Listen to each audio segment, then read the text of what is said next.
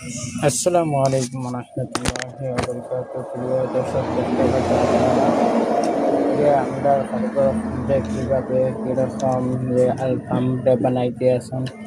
তো ভাই এখন আমাদের হোটেলও একচুয়ালি তো আলফাম বেশি অংশ চলে, আর বাট প্রায় মানুষের ফোন করিয়া প্রায় সময় যখন যে আমরা 30 কোয়ার্টার 40 কোয়ার্টার 100 কোয়ার্টার এরকম মানে আলফাম লাগে বুঝিয়া প্রায় সময় মানুষে হয়। তো একদিন আমরা বুঝাই এক বাইয়ে ফোন করি একটা আমার দুটা আছেন যে আমার ফ্যামিলি লইয়া আজকে পার্টি খাইতাম, তো আপনারা আমার 30 থেকে 40 কোয়ার্টার আলফাম দেওয়াতে লগে লগে আমরা একটা হচ্ছে কারিগর অলরেডি আসলে এবার হোটেলও আর প্রায় 20 কোয়ার্টার অর্ডার আছিল হোটেলের কাস্টমার পাত আসলা।